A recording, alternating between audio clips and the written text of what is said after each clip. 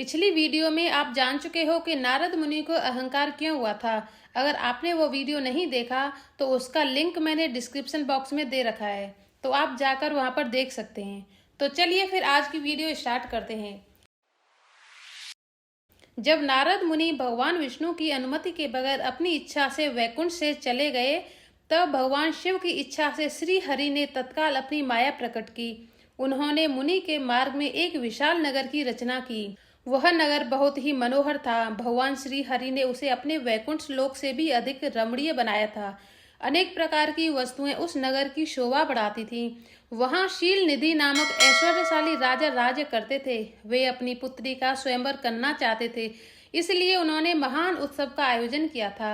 उनकी कन्या का वरण करने के लिए चारों दिशाओं से बहुत से राजकुमार पधारे थे। उन राजकुमारों से वह नगर भरा पूरा दिखाई देता था। ऐसे सुंदर राजनगर को देख नारद जी मोहित हो गए। वे राजा शील निधि के द्वार पर गए। मुनि शिरोमणि नारद को आया देख महाराज शील निधि ने श्रेष्ठ रत्नमय सिंहासन पर बिठाकर उनका पूजन किया। तत्पश्चात अपनी सुंदर कन्या को, जिसका नाम श्रीमती था, बुलवाया और उसे नारद जी के चरणों में प्रणाम करवाया। उस कन्या को देख नारद मुनि मोहित हो गए।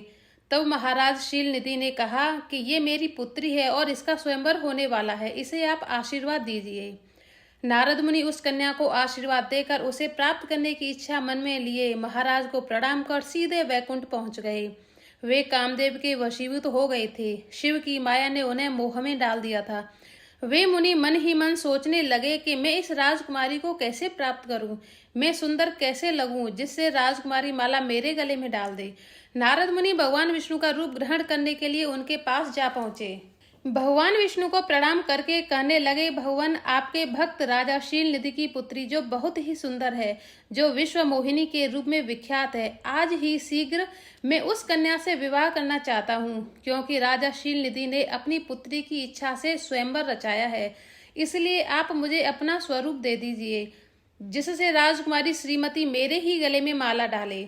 नारद मुनि की बात सुनकर भगवान श्री हरि हंस पड़े और नारद जी पर भगवान शंकर की माया का प्रभाव जान गए और बोले कि मैं अपना स्वरूप तुम्हें दे देता हूँ, लेकिन अपना चेहरा देखना मत। श्री हरि ने नारद मुनि को मुख तो वानर का दे दिया और शेष अंगों में अपने जैसा स्वरूप दे दिया। नारद मुनि प्रसन्न होते हुए शीघ्र ही उस स्थान पर जा पहुंचे जहां राजा शील निधि की कन्या का स्वयंवर हो रहा था। वहां पहुंचे सारे राजकुमार इंद्र के समान अत्यंत सुंदर लग रहे थे। वह स्वयंवर सभा इंद्र सभा के समान अत्यंत शोभा पा रही थी। नारद उस सभा में जाकर बैठ गए और मन ही मन प्रसन्न होकर सोचने लगे कि मैं भगवान श्री हरि के समान सुंदर लग रहा हूँ, निश्चय ही वह राजकुमारी माला मेरे गले में डालेगी। वहां सभा में उपस्थित सभी राजकुमारों को नारद जी भगवान विष्णु ही लग रहे थे, लेकिन उस सभा में नारद की रक्षा के लिए भगवान शिव के दो गण आए थे, जो ब्राह्मण का रूप धारण करके वहां बैठे थे। वे ही नारद जी के रूप परिवर्तन को जानते थे और वे दोनों शिवगण नारद जी के निकट गए और आपस में बातचीत करते हुए उनकी हंसी उड़ाने लगे। किंतु मुनि देव तो अपनी ही धुन में मग्न थे, इसलिए शिवगणों की सही बात भी अनसुनी कर दी। तभी सभा में देवी लक्ष्मी के समान सुंदर राजकुमारी हाथ में माला ले सखियों के साथ आई।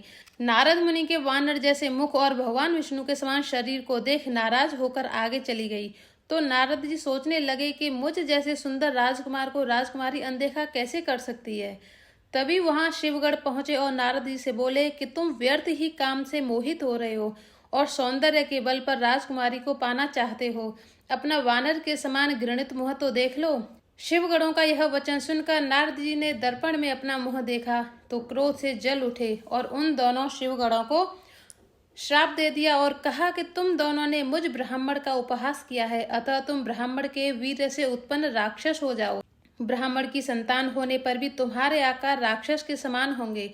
और वे भगवान विष्णु द्वारा किए गए कपट को याद कर मन ही मन क्रोध लिए वैकुंठ लोक पहुंचे और भगवान विष्णु को कट वचन सुनाने लगे। बोले कि तुम बड़े दुष्ट हो, कपटी हो और श्राप दिया कि तुमने स्त्री के लिए मुझे व्याकुल किया है। यह कपटपूर्ण कार्य करते हुए तुमने जिस स्वरूप से मुझे अपमानित कराया था, उसी स्वरूप से तुम मनुष्य हो जाओ और अपनी स्त्री के वियोग का दुख भोगो। तुमने जिन वानरों के समान मेरा मुंह बनाया था, वे ही उस समय तुम्हारे सहायक होंगे। तभी भगवान शिव ने अपनी माया खींच ली और नारद मुनि पहले जैसे शुद्ध बुद्धि वाले हो गए। जब उन्हें ज्ञात हुआ कि मैंने कामदेव के प्रभाव में आकर भगवान विष्णु को उल्टा सीधा कहा, यहाँ तक कि श्राप भी दे दिया, तो वे श्री हरि के चरणों में गिर क्षमा मांगने लगे, बार बार अपनी निंदा करने लगे। भगवान विष्णु बोले, तुम दुखी मत हो, तुम मेरे श्रेष्ठ भक्त हो। ये तो भगवान शिव का माया जाल था। तुमने अहंकार में भर उनकी बात नहीं मानी थी, उसकी अवहेलना कर दी थी। उसी अपराध का भगवान शिव ने तुम्हें ऐसा फल दिया है। उन्हीं की इच्छा से ये सब हुआ है। अगर आपको हमारी ये वीडियो पसंद आई हो तो प्लीज़ इसे लाइक एंड सब्सक्राइब करना मत भूलना।